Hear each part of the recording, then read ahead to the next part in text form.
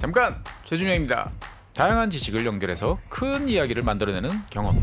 어디서? 위즈덤 칼리지에서 함께 하시죠. 네이버에서 위즈덤 칼리지를 검색하세요.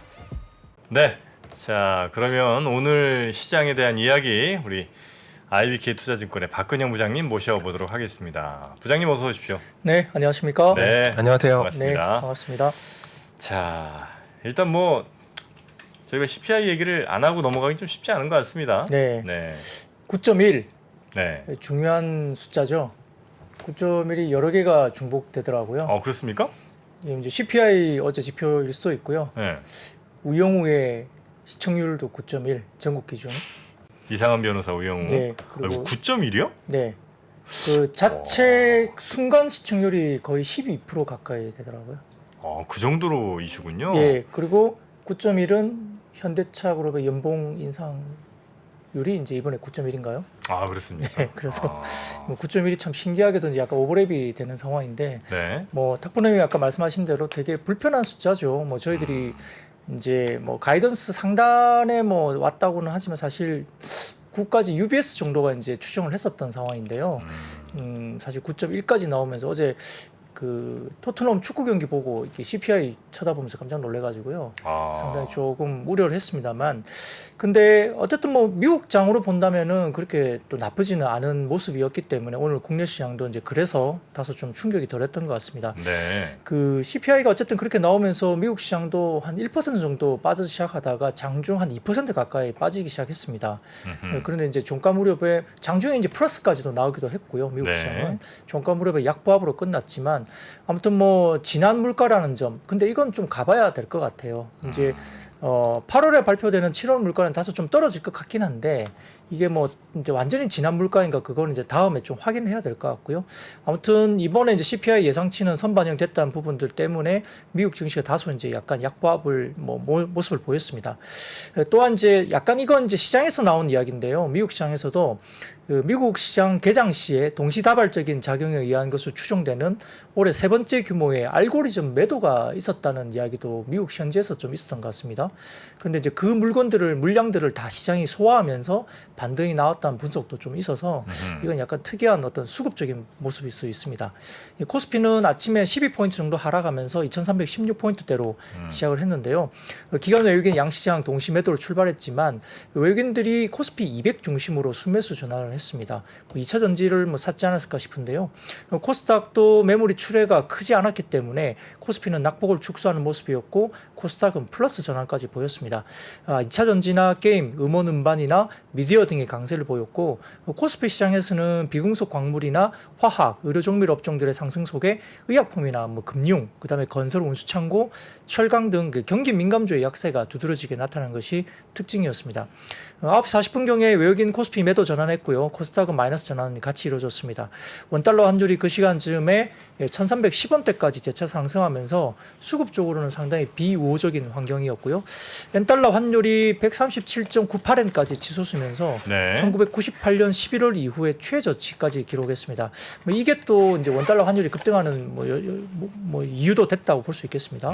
이후에 이제 외국인 선물 매도가 다소 줄어들면서 주가지수 선물도 반등세가 보였고 10시 15분경쯤에 코스닥도 플러스 반전이 다시 일어났습니다.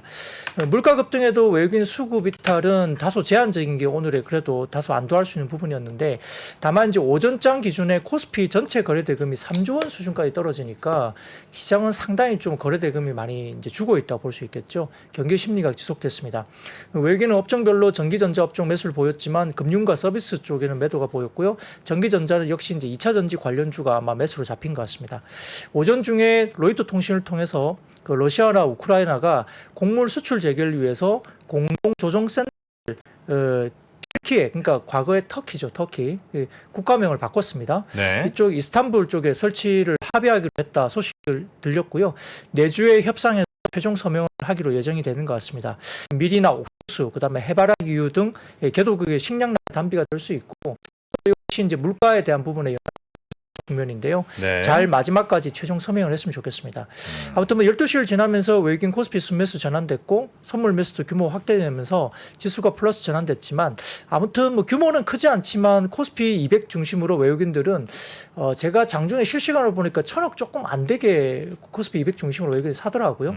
근데 이제 종가 기준을 보고는 이제 옵션 만기일이었기 때문에 금융투자나 여러 가지 매도가 나왔고 장중에 이제 연기금이나 투신이 이제 매수를 방어했는데 아무튼 뭐 장 막판에 프로그램 매도 영향 때문에 소폭 하락 마감했고 외국인들이 이제 대규모로 이제 프로그램을 받았지만은 내일은 또 어떻게 될지 한번 지켜볼 필요는 있겠습니다. 네.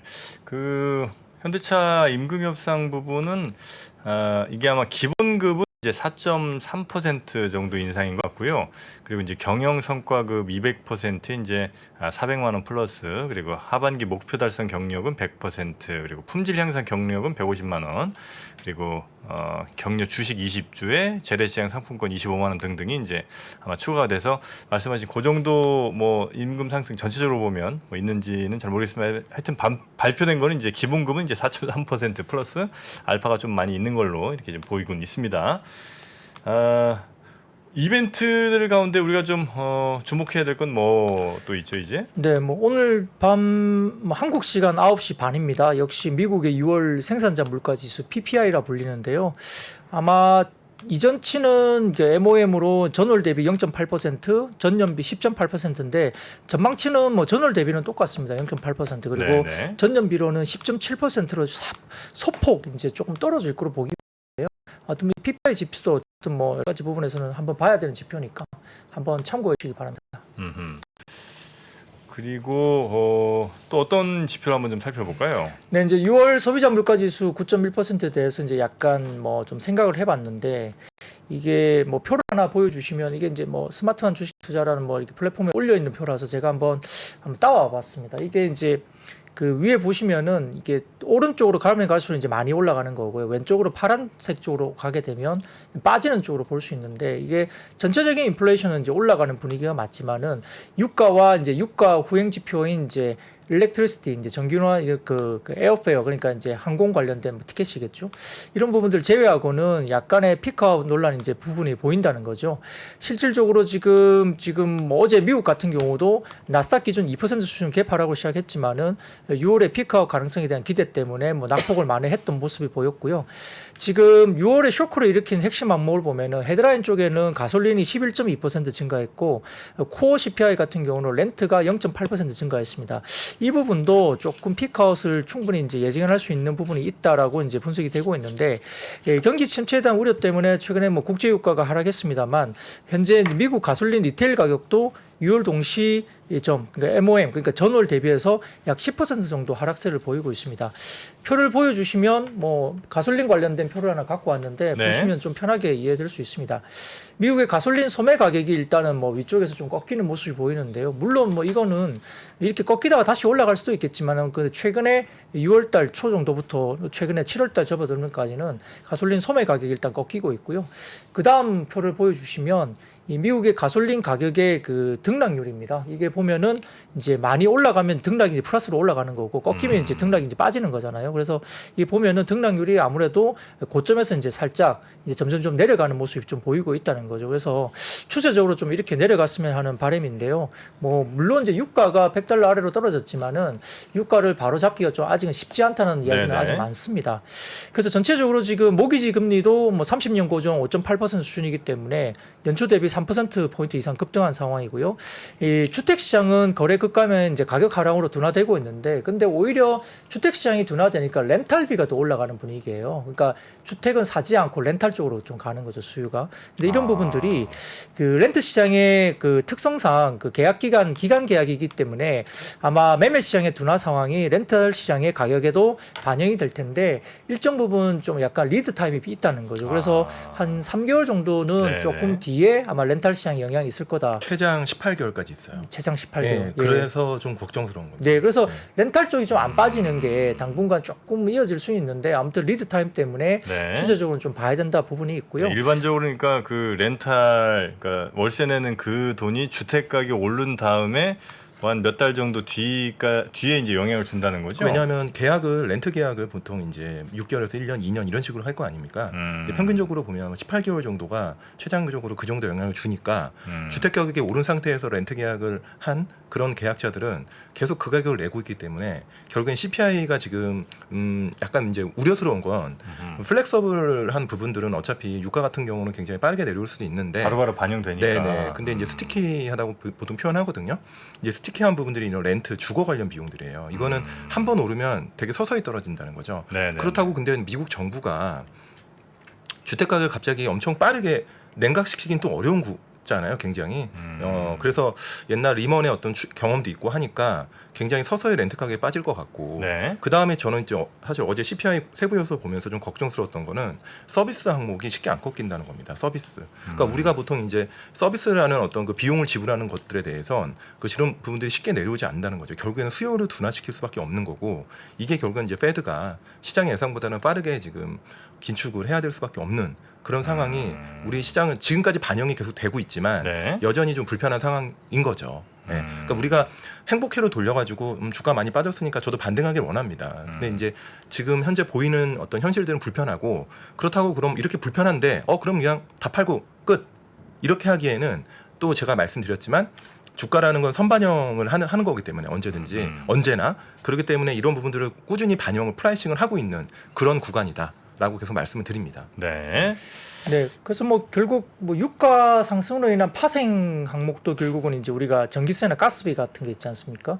이런 것들도 이제 뭐 원료 가격 석 달 정도 후행해서 또 소비자 가격에 반영되기 때문에 이것도 바로 떨어지기가 좀 쉽지 않을 수도 있다 이러는 거죠. 그래서 말씀하신 게 그 부분이 이제 역시나 뭐 다음 달에 바로 떨어질까 이거에 대한 부분도 쉽지 않아 보인다는 거고요. 굉장히 떨어지더라도 천천히 이렇게 반영이 될 가능성이 있습니다. 근데 이제 어제 미국 시장에서 이제 장중에 플러스까지 올려놨던 그 이유를 또 한번 찾아보니까요. 이게 있더라고요. 그 월스트리트 저널에 이제 닉 티미라우스 기자라가 있습니다. 이게 이 사람이 이제 그 페드가 가장 사랑하는 기자예요. 그러니까 페드가 직접적으로 말을 하지 못하는 내용을 이 기자의 그 입을 통해서 네. 좀 간접적으로 약간 마사지를 하는 그런 기사를 많이 내는 주요 기자인데요.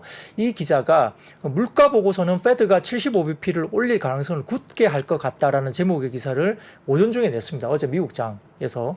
그러다 보니까 이제 장이 이제 75bp로 가는 것 같네 이렇게 하면서 이제 다시 이제 주가가 올라갔는데 그러니까 75bp까지는 다들 예상을 했으니까 그렇죠. 75bp 갈 것 같다고 하니까 오케이 네. 이 정도는 됐다. 네네네. 네. 그렇게 됐는데요. 오후 2시 57분 이제 현지 시간입니다. 그 미국 시간에 기사의 내용과 제목을 수정해서 뜨거운 인플레이션 보고서가 페드에 압력을 가하고 있다라고 바꾸고 몇몇 분석가들은 중앙은행이 1%포인트 인상을 고려할 것이라고 말하고 있다라고 기사를 다시 냈어요. 그러니까 이제 미국 시장에서 이제 다시 이제 약간 빠지면서 끝났는데 75bp 아니고 1% 올릴 수도 있겠구나. 이제 몇몇 사람들이 그렇게 주장할 수 있다는 이야기를 이제 여기 이제 기사를 네네. 다시 쓴 거죠. 그러니까 페드의 입이라고 불리는 이 기자가 이렇게 이제 기사를 오전과 오후에 다르게 이제 약간 기사를 내다 보니까 시장이 약간 이 부분에 대해서 이제 여러 가지 분석들을 해석들을 하고 있는 상황인데 아무튼 이제 1% 관련된 가능성이 지금 페드워치 쪽에서는 80%대까지 올라오니까 네. 그리고 이제 9월 달에도 저희가 50bp 정도 생각했지만 9월 달 확률도 75bp가 굉장히 좀 강하게 올라오는 분위기이기 때문에 이걸 이제 경계하는 듯한 모습들이 있어서 어제 이제 미국 시장이 잠깐 좀 덜 빠졌다고 해서 마음 놓고 있기가 좀 쉽지 않고 또 금요일 같은 경우는 미국도 아마 그 만기일로 알고 있거든요. 네. 그러니까 또 변동성이 좀 있을 수 있는 하루 이틀이 될 수 있다는 점에서는 조금 보수적으로 경계를 할 필요는 있겠습니다. 그 주식하는 입장에서 뭐가 더 낫습니까? 예를 들면 지금 이제 75bp로 아슬아슬하게 일단은 지금 하고 그 다음 올릴 때 또 다시 물가 불안한 거 때문에 75bp 그러니까 지금 남은 3번 남았나 이제 4번인가 3번 남았다 치고 75, 50 혹은 이렇게 가는 게 낫습니까? 아니면 이번에 100bp 올리고 그 다음에 한 50bp나 50bp 혹은 이렇게 가는 게 낫습니까? 컨센서스라는 게 있잖아요. 네. 그런 부분들을 시장이 이제 소통하는 건데 시장의 불확실성을 줄이는 방향으로 가는 게 제일 좋죠. 그래서 지금 이제 100bp 가능성이 매우 높아졌거든요. 7, 80% 네. 이제 70% 이상 올라갔기 때문에 이번에 FOMC에서는 저는 100bp를 하는 게 좋을 것 같고 이번에 네네네 그게 맞는 것 같고 제 생각에는 네. 네. 물론 견해가 다를 수 있지만 그리고 이제 페드의 어떤 그 파월 의장의 코멘트가 매우 중요하겠죠. 네. 그래서 여전히 시장은 페드를 100% 신뢰할 수는 없겠지만 그럼에도 불구하고 우리가 충분히 이런 인플레이션에 대해서 대응할 능력을 갖고 있다는 메시지를 줘야 됩니다. 시장에 줘야 되고 일단 8월 달은 한 달 쉬기 때문에 쉬면서 이제 물가가 7월 달 CPI를 보면서 방향성이 얼마나 빠지는지를 보고 그 다음에 이제 FOMC 때 긴축의 어떤 경로랑 그런 부분을 투명하게 시장과 소통을 해야겠죠. 네. 일단 불확실성이 제일 안 좋다 이런 시장은 말씀이신 불확실성을 제일 싫어하고요. 지금 이제 왜 이렇게 흔들리냐면 결국에는 지금 인플레이션의 어떤 방향성이 꺾이지 않았던 거고 아직은 그다음에 페드의 긴축 경로에 대해서 너무 지금 갑론을박이 많은 거예요. 그래서 이런 부분을 확실하게 좀 소통을 해주고 시장의 신뢰를 지금이라도 잃어버린 신뢰를 주는 게 제가 볼 때는 가장 에쿼티 마켓에서는 좋을 것 같습니다. 자, 그러면 시장에 관련된 이야기 이 정도로 큰 이야기 좀 해보고요. 이제 섹터별로 한번 좀 살펴보겠습니다. 뭐부터 볼까요? 네, 뭐 오늘도 역시 2차 전지 관련주가 뭐 상당히 좋았죠. 뭐 에코프로 그룹이 이제 실적 발표하면서 이제 그런 부분도 있었지만 우선은 지금 국내 배터리 업체들의 원통형 배터리 글로벌 공략 기대감이 상당히 좀 있는 모습입니다. LG 에너지 솔루션이 아시다시피 그 테슬라의 4680 원통형 배터리 공급이 확정돼 있고요. 삼성 SDI도 어제 제가 장 끝나고 나서 독일 BMW 원통형 배터리 파트너로 이 가능성이 상당히 높다라는 이제 독일 현지 기사가 나왔다라고 어제 방송에 이제 제가 말씀드렸었는데 그게 이제 오늘에도 이제 영향을 좀 미친 것 같고요. 그 말씀드렸던 BMW가 이제 원통형을 새로운 6세대 젠 6 배터리 규격으로 이제 결정을 한 것 같습니다. 신규 배터리가 이제 BMW가 오늘 2025년에 선보일 뉴 클래스 전기차 모델에 이제 탑재할 전망인데요. 그 SDI가 뭐 아시다시피 이제 지금 뭐 차세대 원통형 배터리 파일럿 라인 구축을 하고 뭐 거점 원통형 생산 기지인 말레이시아의 세렌방 공장 추가 투자 예고를 했기 때문에 가능성이 상당히 높아지는 분위기입니다. 뭐 이재용 부회장이 뭐 유럽 갔을 때 뭐 BMW도 들렸다 왔다 뭐 이런 이야기도 있었기 때문에 약간의 뭐 공감대가 좀 있는 것이 아니냐 이런 이야기도 좀 있어서 뭐 가능성에 대해서 독일 현지에서 이제 이렇게 BMW 관련된 원통형 배터리를 SDI가 이렇게 공급할 수 있다 이렇게 이야기가 나온 것 같습니다. 더군다나 이제 에코프로 그룹이 이제 2분기 잠정 실적 서프라이즈를 냈는데 매출이 성장폭이 좀 가팔랐던 이유는 연초 화재 사고로 가동 중단됐던 캠포 공장이 이제 분기 초인 4월부터 재가동되면서 실적이 개열했고요. 1분기에는 뭐 신규 관련된 캠6 공장의 2개 라인 중에 1개 라인만 가동이 됐기 때문에 2분기부터 2개 라인 모두가 가동됐으니까 실적 성장도 당연히 기여될 것 같고요. 1분기 메탈 가격 상승에 대한 2분기 판가 증가도 뭐 반영이 된 걸로 보입니다. 마진율도 뭐 좋았던 것이 이제 고정비 비용 증가 대한 부분이 1분기 이제 화재 사고가 있었는데 2분기부터는 뭐 전 공장 가동률이 풀 가동되면서 이런 부분도 많이 상쇄가 됐고 전체적으로 뭐 1분기 당시에 손익 분기점을 초과한 상태에서 라인이 이제 한 개만 돌다가 2분기에 이제 잔여 라인이 계속적으로 가동이 되니까 마진율도 상승으로 기여가 됐겠죠. 그래서 전체적으로 봐서는 뭐 그 중장기 캐파로 보면은 2022년 9.8만 톤에서 24년 28만 톤, 26년도에 55만 톤으로 4년간 한 5.5배 정도 성장을 합니다. 그래서 연평균 54% 정도 이제 성장을 하는 그림이기 때문에 성장성에 대해서는 어느 정도 좀 보여준 것이 아니냐 싶은데요. 다소 좀 아쉬운 게 이제 에코프로 BM은 윗꼬리를 달고 이제 종가 기준 마이너스가 나왔고 에코프로는 이제 많이 올라서 끝났거든요. 그래서 수급적인 요인이 좀 에코프로 BM에 있지 않을까 이렇게 싶습니다. 에코프로 BM이랑 에코프로랑은 뭐 에코프로 BM이 양극재한 회사인가요? 네, BM 양극재고 에코프로는 이제 지주회사. 지주회사 그냥 지분을 좀 들고 있고. 에코프로 뭐 HN 뭐 이런 것도 이제 들고 BM이 있고. 이제 오늘 음봉이 좀 세게 나왔는데 이제 여러 가지 이슈가 있어요.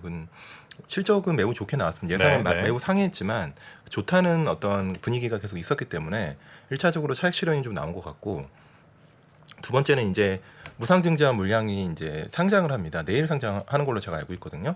그러다 보면 아무래도 이제 물량이 엄청 커지기 때문에 무증 물량이 무증 물량이 그래서 그런 부분도 좀 일부 수급적으로 좀 영향을 좀 줬던 것 같고요. 그러니까 세 번째는 제 개인적인 생각인데 지금 양극재가 사실은 상반기에 매우 잘해줬어요.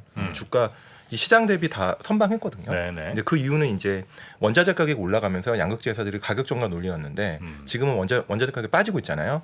그러다 보면 하반기에는 약간 슬로우해지는 거죠. 그런 부분이. 그래서 그런 부분이 있기 때문에 양극재를 일부 줄여서 좀 셀로 가겠다는 일부 수요가 있습니다. 그런 기관들의 어떤 일부 니즈들이 좀 일부 반영이 되지 않았나. 그래서 최근에 보면 LG 엔솔도 30만 원 중후반에서 반등을 하고 있고 SDI도 생각보다 장 대비 선방을 하고 있고요. 네, 그런 측면이 있기 때문에 여러 가지가 좀 복합적으로 좀 얽혀 있지 않나 그런 생각이 좀 듭니다. 그 LG 에너지 솔루션은 지난번에 그 애리조나였나요? 그 공장 관련된 재검토 그 부분이 미국 현지에서 그 예정대로 진행되고 있다는 미국 해외 현지의 기사가 나온 게 있어요. 뭐 그러면서 약간 불확실성을 약간 뭐 좀 줄여주는 느낌도 있었고요. 아, 그대로 진행한대요? 네, 그 현지에서는 뭐 이렇게 환경 문제나 여러 가지 진행돼야 될 문제들이 많이 있잖아요. 공청회라든지 이런 것들을 예정대로 진행하고 있다라고 현지에서 기사가 하나 나왔습니다. 그래서 뭐 그런 부분들이 다소 이제 좀 미뤄지지 않을까라는 부분들이 약간 해소가 된 부분이 있고 네. 그 뒤로 이제 LG 에너지솔루션은 이틀 정도 좀 강세를 보였던 부분이 있고요. 그다음에 이제 장맞추고 보니까 기아의 EV9이 내년 4월 출시 발표인데 이게 또 LG 에너지솔루션 배터리를 장착할 것으로 또 기사가 장맞추고 나왔더라고요. 네. 그래서 그런 부분들도 그렇고 SDI 같은 경우는 2분기 또 영업이익이 시장 컨센 대비 좀 잘 나올 걸로 보입니다. 그래서 셀업체 중에서는 그래도 2차 전지 중에 뭐 흑자를 내는 회사 중에 하나니까 4680 배터리 관련된 원통형 배터리 관련된 모멘텀도 같이 이제 결부되면서 뭐 상대적으로 최근에 좀 강한 모습을 보여주고 있는 것 같습니다. 네.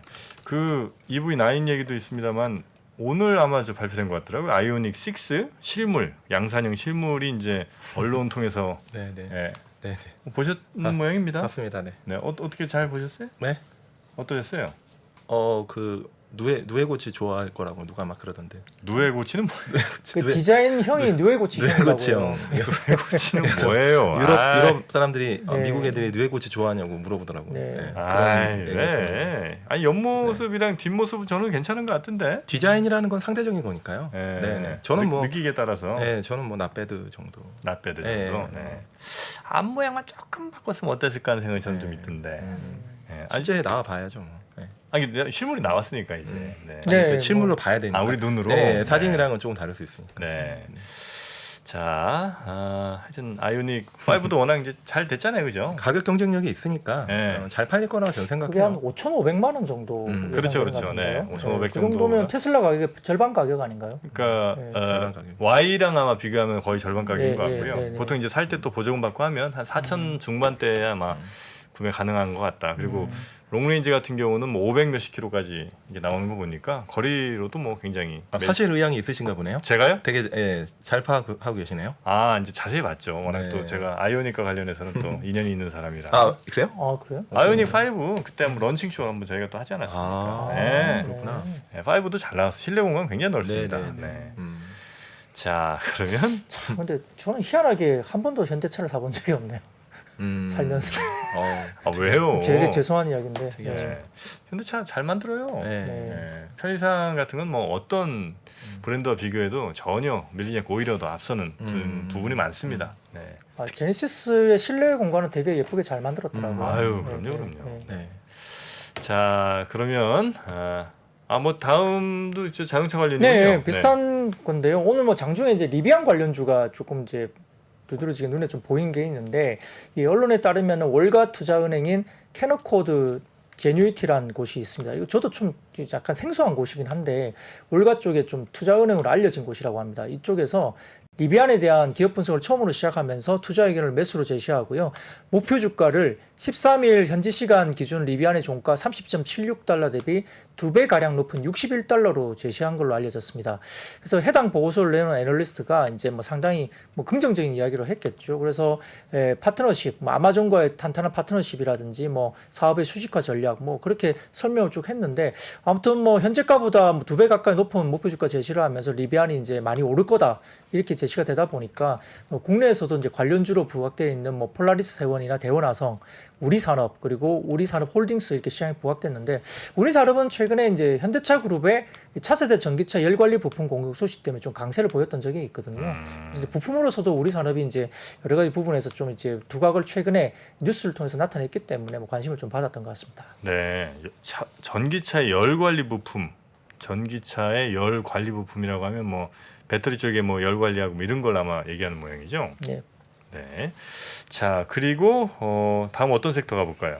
네, 뭐 이건 약간 테마성이긴 한데요. 뭐 보안주도 오늘 약간 뭐 움직임이 있었는데 뭐 정부가 이 판교 기업 지원 허브에서 열린 제11회 정보 보호의 날 기념식에서 이제 관련된 사이버 보안 10만 인재 양성 방안을 발표를 했습니다. 네. 그래서 이제 지금 윤석열 대통령도 이제 기념식을 참가해서 사이버 안보 강화를 위한 정부 정책 방향을 이제 밝혔다고 보이는데 아무튼 지금 뭐 유럽 사이버 범죄 협약인 부다페스트 협약에 가입하면서 사이버 범죄 대치와 뭐 사이버 규범 수립을 위한 뭐 국제 공조에 적극 나서겠다 언급하면서 뭐 사이버원이나 그다음에 안랩, 그다음에 이니텍 같은 뭐 일부 보안 주제 좀 움직였는데 이건 뭐 테마성이긴 하지만 아무튼 근데 보안은 계속적으로 우리가 뭐 가야 될 길인 것 같아요. 여러 가지 부분에서 우리가 뭐 상거래라든지 그걸 포함해서 뭐 우리가 뭐 가상화폐 같은 경우도 보안이 안 되면 문제가 많잖아요. 뭐 네. 여러 가지 부분에서도 결국은 보안 쪽은 좀 가야 되는데 이게 뭐 당장 근데 보안주가 뭐 실적이 뭐 더블 막 이렇게 나오고 이러지는 않기 때문에 뭐 길게 좀 봐야 되는 것이 아닌가 싶습니다. 네. 자, 그리고 다음 섹터는 엔터 미디어 쪽이요. 네, 역시 뭐 엔터미디어가 최근에 모습이 괜찮은데요. 뭐 아시다시피 이제 오래된 그룹이긴 하지만 아직도 뭐 그 인기가 녹록치 않은 트와이스 8월 26일 활동 재개를 알렸고요. 에스파 좋아하시죠? 그 미니 앨범 판매했고 블랙핑크도 월드 투어 일정이 잡혔습니다. 그래서 네. 지금 영향력 있는 걸그룹의 활동이 이제 본격화되면서 실적과 모멘텀 모두 긍정적이다 이렇게 분석이 나오고 있는데 지금 최근에 이제 BTS의 단체 활동 중단 여파 때문에 투자 심리가 상당히 훼손됐고 멀티플에 대한 고민이 상당히 많은 국면이죠. 근데 아무튼 뭐 여러 가지 부분에서는 하이브를 뺀 그 나머지 이제 그 엔터테인 기업 그러니까 3, 4조 3분기 호실적 뭐 성장성에 대한 이야기가 이목이 집중됩니다. 이 서클 차트 발표에 의하면은 지금 에스파의 걸스라는 이 그 앨범이 첫 주 앨범 판매량이 142만 6,487장 기록했다 이 나왔습니다. 제가 표를 갖고 왔습니다. 그 7월 3일부터 7월 9일까지 한 주간 판매된 앨범 실제량이거든요. 이게 선주문하고 좀 다른 건가요? 초동 판매는? 그렇죠. 예. 선주문은 이제 뭐 우리도 자동차도 선주문할 수 있잖아요. 예약을. 예약 구매 정도로 생각하면 되고. 그게 아마 지난번에 말씀드렸을 때 에스파가 뭐 161만 기록이라고 장 그랬었죠. 뭐 이렇게 네네네. 됐는데 실제 앨범 판매량이 142만 장 이상 지금 나왔습니다. 어쨌든 뭐 많이 팔았네요. 네. 네, 그래도 뭐 거의 예약 주문하고 거의 비슷하게 그러네요. 네네. 나왔고요. 뭐 2위가 지금 엔하이픈이 이제 139만 장 이쪽 굉장히 많이 팔렸죠. 3위가 영탁 이렇게 나왔고요. 영탁이요? 예, 어. 영탁. 이게- 의외로 임영웅 씨나 영탁 씨가 상당히 많이 팔려요, 어머니. 어. 네, 그렇습니다. 그리고 이제 4위가 이제 우주소녀, 그리고 이제 5위가 위너, 그다음에 6위가 이제 엔하이픈 역시 이제 있는데 아무튼 뭐 걸스가 이제 독보적으로 좀 많이 팔았죠. 142만 장 이상 팔았으니까요. 네. 상당히 좀 눈에 띕니다. 그래서 이제 이전에 걸그룹 초동 신기록을 좀 찾아보니까 블랙핑크가 이전에 이제 초동 신기록을 걸그룹 중에는 했는데 블랙핑크. 예, 2020년 10월에 정규 1집 D앨범이라는 앨범이 있는데 초동 68만 장 그리고 누적으로 130만 장 판 게 걸그룹 최대입니다. 근데 에스파가 완전히 뛰어넘었네요. 네, 지금 이게 그 실질적으로 1년밖에 안 됐잖아요, 데뷔한 지. 음. 그래서 지금 이 부분에서 상당히 좀 이례적인 뭐 기록으로 보이는 상황인데요. 아무튼 뭐 걸그룹 기준 처음으로 초동 50만 장 돌파했고요. 뭐 블랙핑크도 이제 다음 달 8월에 신보 발매 예정인데 여성 솔로로 범위를 좀 넓히면 2021년 9월 블랙핑크 멤버 리사가 이제 첫 솔로 싱글을 냈죠. 라리사라는 싱글을 냈는데 네. 이게 73만 장 정도 팔렸습니다. 오. 그러니까 최근에 보면 여성 그룹이나 솔로가 아주 이제 이 앨범 판매에서 파워가 아주 강하게 올라오고 있다는 점이 보이죠. 네. 그래서 이런 부분이 있는데요. 그래서 좀 재밌는 리포트가 하나 나와서 제가 좀 갖고 왔는데 신한금융투자에서 이제 이번에 블랙핑크 관련된 이야기를 좀 하더라고요. 그래서 이제 YG 관련해서 2분기 영업이익이 YG가 좀 이제 100억 정도 이제 가이던스가 좀 있는 것 같은데 네. 이번에 2분기 영업이익 한 60억대로 조금 안 좋게 나올 걸로 보입니다. 그래서 이제 2분기 실적이 조금 우려스러운데 이 블랙핑크가 이제 어쨌든 지금 이번에 8월달에 이제 컴백을 하기 때문에 그 이후의 실적에 대해서 이제 좀 언급을 한 부분이 있는데 네. 지금 블랙핑크가 약 2년 전에 개최한 월드 투어가 17개국 26개 도시 36회 정도 월드 투어를 했다고 합니다. 근데 이제 BTS가 2018년도에서 19년에 걸쳐서 이제 19개월 정도 활동하면서 그 러브 유어셀프라는 그 이름으로 월드 투어가 총 71회 정도 이루어졌는데요. 이번에 블랙핑크가 이제 컴백을 하면은 내년 상반기까지 아마 투어가 한 월드 투어가 50회 정도로 예정이 되는 것 같습니다. 그러니까 BTS 다음으로 최대 규모로 이제 월드 투어를 하는 거죠. 네. 그래서 YG 엔터의 이제 분기별 해외 콘서트 매출액을 횟수로 계산해 보면 과거 빅뱅일 경우에는 1회 콘서트당 이제 미니멈 개런티 출연료죠. 이게 약 10억대 정도로 추정이 된다고 합니다. 그래서 군입대 전에 이제 2007년도에 이제 빅뱅 정도인데 그 뒤에 이제 빅뱅이 이제 물리적 활동이 사라지면서 YG 엔터의 전체적인 평균 회당 그 미니멈 개런티가 한 2, 3억대로 굉장히 많이 떨어졌다고 해요. 그 뒤에 이제 블랙핑크가 나오면서 다시 이제 좀 호응이 들어오면서 2019년부터 평균 회당 그 미니멈 개런티가 한 5억 원 정도 다시 조금 상승을 했다고 합니다. 네. 근데 이번에 이제 블랙핑크가 이제 1년 10개월 만에 다시 돌아오기 때문에 아마 대규모 월드 투어가 빅뱅과 거근가는 아마 미니멈 개런티가 10억대 정도로 추정이 가능하다. 10억이요? 네. 빅뱅 그러면 정도 수준까지 올라온다는 거죠. 해당 10억을 받는다는 거죠? 그렇죠. 예. 미니멈으로. 네네. 그래서 콘서트 출연료만 보면 50회 추정이 되기 때문에 내년 상반기까지 회당 10억에 50회를 하면 뭐 산술적으로 500억 정도가 내년 상반기까지 콘서트 출연료를 볼 수 있다는 거고요. 네. 그리고 이제 팬덤 같은 경우는 보통 이제 MD 소비를 굿즈를 많이 소비를 하죠. 그래서 보통 그 팬덤들이 이 콘서트 티켓 가격의 한 절반 정도는 MD로 또 산대요, 추가로. 그래서 거기에서 별도 부가 수익이 한 200~300억 정도 추가를 할 수 있고, 그 다음에 이제 19년도에 블랙핑크가 마지막 앨범으로 판매량이 140만 장 기록했는데, 현재 완전체로 이제 공개되면서 새롭게 활동을 하면 최근 분위기로 봐서는 200만 장 정도는 갈 수 있지 않을까 생각할 수 있습니다. 왜냐하면 이것도 이제 뇌피셜이긴 하지만, 네. 최근에 이제 뭐 에스파가 이제 데뷔한 지 1년밖에 안 됐는데, 어쨌든 뭐 선주문 160만 장, 아까 말씀드렸던 142만 장을 실제로 팔았기 때문에 네. 200만 장 정도는 좀 기대할 수 있다. 이런 부분에서는 보통 앨범 출고가가 평균이 한 15,000원 정도 되니까 네. 그것만 되면 한 300억 정도 추산이 되죠. 그래서 블랙핑크의 컴백과 관련된 총 기대 매출액은 내년 상반기까지 한 1,000억 정도는 볼 수 있지 않나 이렇게 이제 신한금융에서 추정을 했더라고요. 그렇게 보는데 아무튼 뭐 이 부분은 글쎄요, 뭐 아직은 뇌피셜입니다만 아무튼 이제 2분기에 YG가 좀 좋지 않은 영업이익이 나오고 뭐 그런 부분에서 하반기 이후에 이 그림이 좀 좋아진다는 국면에서는 다소 좀 이제 매수 기회로 잡지 않나 이런 속에 이제 분석 자료 나와서 한번 소개드려봤고요. 네. 그다음에 최근에 이제 카카오 엔터테인먼트가 대규모 투자 유치에 나서면서 SM 엔터테인먼트 관련된 인수 자금으로 활용하지 않을까. 라고 이제 조심스럽게 좀 이야기를 하고 있는 것 같습니다. 근데 뭐 실제로 정말 인수할지 안 할지는 좀 지켜봐야 되겠지만 네. 카카오 엔터가 이제 대규모 투자 유치를 나선 것이 그런 자금을 좀 쓸 수 있다 이렇게 시장에 조금 이야기가 되는 것 같고요. 그런 부분에서 이제 엔터사들이 조금 음반 쪽이 조금 움직이는 모습이 여전히 보였습니다. 네. 그 엔터 쪽 이건 어떻습니까? 그러니까 작년, 재작년 음반 판매가 사실 괜찮았잖아요. 네. 그게 콘서트를 아무래도 이제 못 보고 하다 보니까 더 음반이라든지 굿즈 같은 거에 소비를 더 했었었는데 막상 이렇게 월드 투어 돌고 이렇게 콘서트를 직접 이제 대면을 만나게 되면 어쨌든 이제 팬들이 1인당 한 그룹에 쓸 수 있는 돈이 그렇다고 막 무한정 늘어나는 것도 아닐 거고 그러면 그러니까 콘서트 매출이 늘어나는 만큼 혹시 다른 음반이라든지 굿즈에 대한 매출을 좀 깎아먹는 이런 현상이 좀 나오진 않을까 이런 생각이 좀 들긴 하는데 그렇지는 않습니까? 그게 뭐 그런 언제나 그런 의구심은 있죠. 네. 근데 이제 실제 보면 이제 숫자 나오는 거 보면은 그건 그냥 기후인 것 같아요. 그래요? 중복으로 많이 소비를 하시는 것 같고 약간 이제 경기가 아무튼 지금 둔화될 가능성이 좀 높잖아요. 실제 그렇게 되고 있고 그래서 가장 그래도 방어력이 좋은 어떤 프로덕이라고 해야 되나요? 이런 부분들이 어떤 자기에 대한 소비 그죠? 그런 부분들이 좀 이런 어떤 엔터나 이런 쪽은 좀 있지 않나. 네, 좀 그런 것 같습니다. 그리고 매우 부담스러운 가격은 아니거든요. 앨범 한 장에 뭐 2만 원 내외니까. 그냥 콘서트야 물론 뭐 많이 가격이 오르긴 했지만, 그럼 뭐 10만 원대는 충분히 뭐 지불할 용의들이 아직은 있으신 것 같다. 지금 나오는 숫자들은 그래요. 일단. 그렇습니까? 네네. 알겠습니다. 야, 대단들 하시네 진짜. 가격 전가도 잘 조금 되는 분위기예요. 2만 원짜리가 2만 5천 원 한다고 안 사지는 않으시더라고요. 팬들이. 네, 그렇죠. 그렇죠. 팬덤이란 게 뭐 그런 게 팬덤이니까요. 그리고 보면 아프리카 TV도 광고 쪽은 좀 둔화됐어요. 2분기 숫자가. 근데 이 별풍선 있잖아요. 안 줄어요? 이거는 더 늘었대요. 일단 아직 숫자는 안 나왔지만 그 되게 의외죠. 그러니까 이게 자기 자신에 대한 어떤 욕구를 해소하는 데 쓰는 그런 소비는 가장 마지막에 줄이는 거 아닌가 싶습니다. 그러니까 우리가 보면 경기가 어려우니까 그런 거 줄이고 뭐 어쩔 수 없는 필수 소비재는 어쩔 수 없이 사야 된다고 생각하지만 약간은 좀 그런 어떤 생각이 조금 다를 수 있는 것 같아요. 많은 분들이. 네. 자, 우리 탁프로님 팬들도 만만치 않습니다. 아니 뭐 네. 갑자기 탁프로님 팬들도 네. 아니 뭐 만만치 그러니까 않아요. 실제 뭐 토크 콘서트 하면 뭐 바로 매진 뭐 이렇게 되는 거 아닙니까?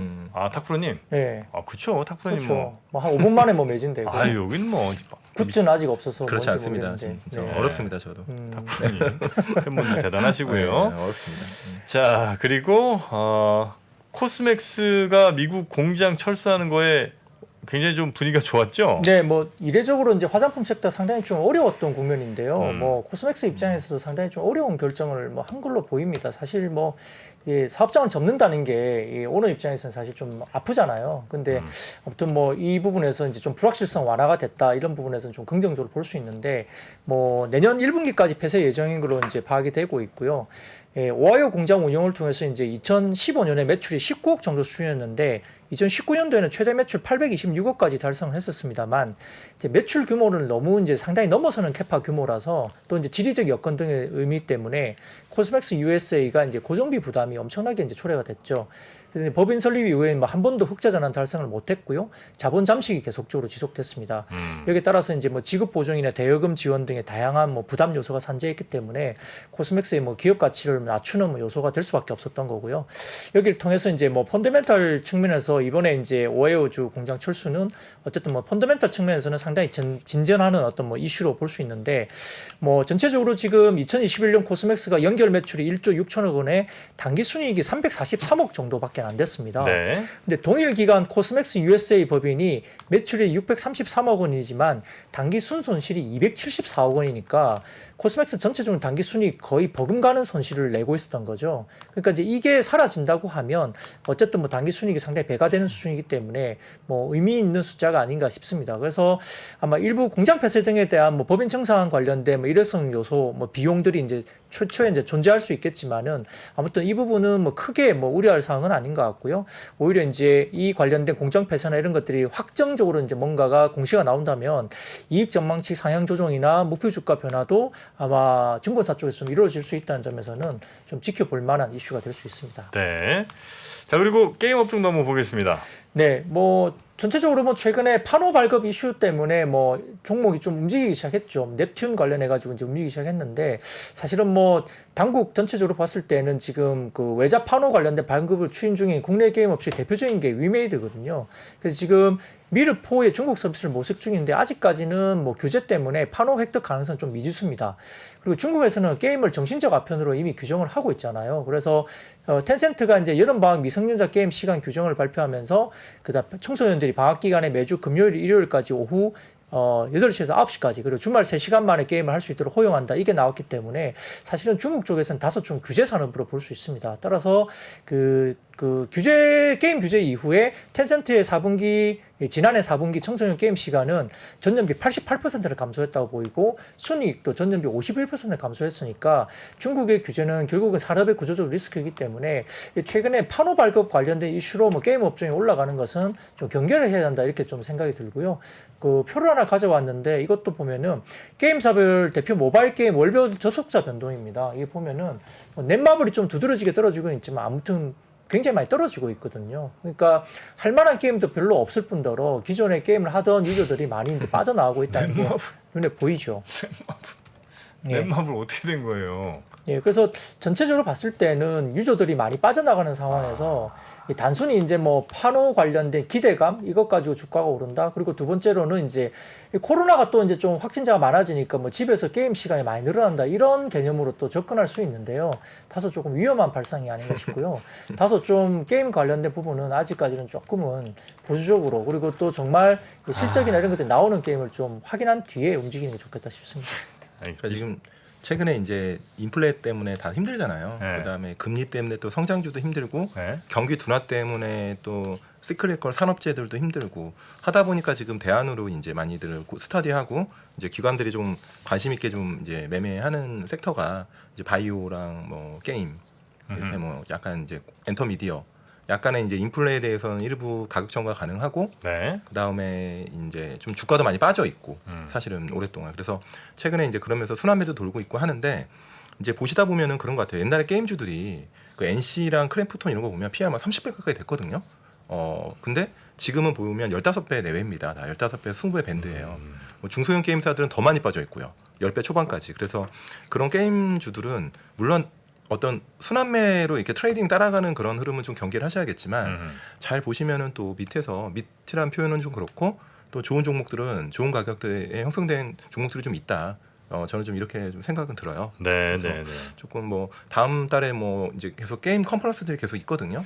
뭐 게임스컴도 있고 뭐 연말에도 계속 뭐 우리 국내에서 하는 행사도 있고 하다 보니까 이제 그런 부분에서 일부 좀 기관들이 좀 매매를 하는 것 같습니다. 네. 게임을 좀 한번 해보시면 좀 필이 옵니다. 아 그렇습니까? 예, 이게 뭐 돈이 재밌는지 일단 그리고 재밌어야 되고 돈을 쓸 만한 건가에 대한 부분들은 게임을 좀 해봐야 알아요. 그러니까 저는 게임 애널리스트들이 아직도 좀 궁금한 게 애널리스트들이 게임을 해보는지 좀 궁금합니다. 많이 안 해보- 해보죠. 네. 많이 안 안 해봐요? 해보고 저는 개인적으로 게임 오로지 숫자만 보고 해 그냥? 저는 개인적으로 제 모바일 게임 해본 적 한 번도 없어요. 개인적으로 어. 별로 이렇게 좋아하지 않습니다. 근데 게임주 투자는 해보셨고. 게임 주투는 계속 하고 있죠. 아, 그래요? 영원히 할 거고. 그러니까 이제 그런 거예요. 저는 그런 게 있어요. 저의 직관을 믿을 때가 있고 안 믿을 때가 있어요. 그러니까 저는 제가 잘 모르는 분야는 저 직관을 믿지 않고 이제 컨센서스의 흐름이랑 그다음에 이제 계속 이제 업데이트를 잘 빨리 하고 그다음에 이제 판단을 하는 거고 제가 잘하는 분야에서는 제 직관을 좀 믿기도 하고 그래서 모든 섹터에서 저는 저의 어떤 주관적인 생각, 직관 이런 거에 어떤 그 편승해서 논리를 갖고 좀 매매하는 스타일은 아니어가지고요. 게임주는 저는 제가 잘 모른다고 생각합니다. 이 게임을 해도 내가 재밌을까 재밌는지 잘 몰라요. 아 내가 판단할 수 네, 없다. 특히 저는 음악 같은 것도 그렇거든요. 그러니까 저는 제가 뭐 되게 대박난 그룹들 음악 들으면 요즘에 뭐 그게 어떤 그룹인지는 뭐 제가 말씀드리기 그렇지만 전혀 모르겠어요. 이 음악이 좋은지.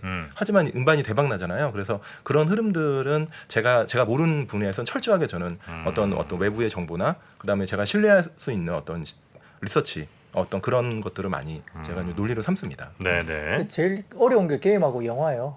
영화? 예, 그러니까 뭐 기대감이 잔뜩 있는데 기대감을 뭐 막상 또. 정말 열어보면 정말 뜬금없이 막 이렇게 할 수도 있고 이번에 그 우영우 같은 경우도 1회 시청률이 얼마인지 아세요? 어떤 거요? 우영우, 예, 이상한 변호사 우영우가 1회 시청률이 0.9%였습니다.